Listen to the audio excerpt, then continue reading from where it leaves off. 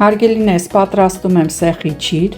սեխը գեղեցիկ ձևով կտրատել եմ, ավելացրել եմ շաքարավազ, վանիլին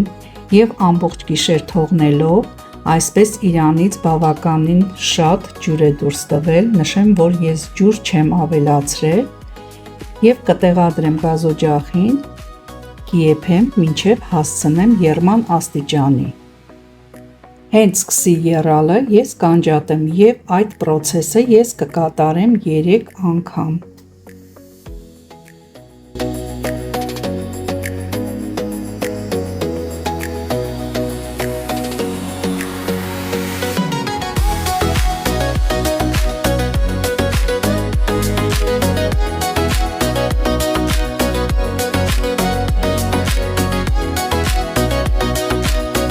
Հարգելիներս, եռալուց 2-3 րոպե անց գազօջախը անջատում ենք և թողում ենք ամբողջովին սառի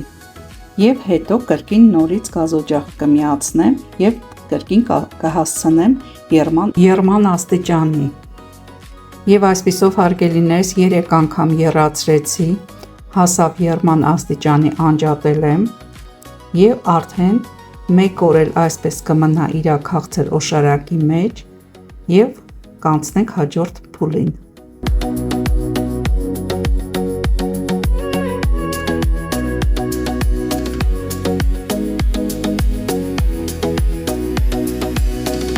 Հարգելիներս, իմ սեխի չիրը ես ջրքամ արեցի,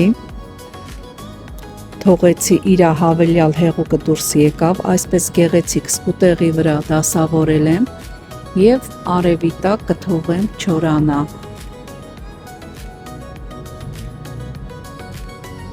Հարգելիներս, ամեն օր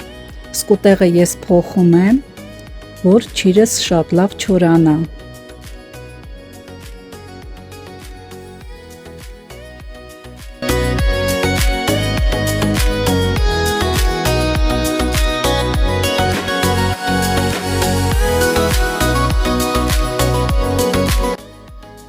Հարգելիներս, իմ տեսանյութերում հիմնականում ես ցուցադրում եմ, որ կարելի է փոքրիկ մասշտաբներով էլ տան պայմաններում ինչ-որ համեղ ուտեստներ պատրաստել, պարտադիր չէ լինի մեծ մասշտաբի, հսկայական ծավալներով,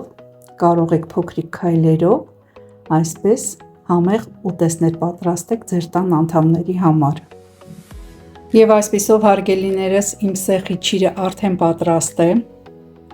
մեկ միջին չափսի սեխից այսպիսի գեղեցիկ շողշողուն չիր ես ստացա և կարելի է վայելել սուրճի հետ, դուք էլ պատրաստեք և մատուցեք սիրով։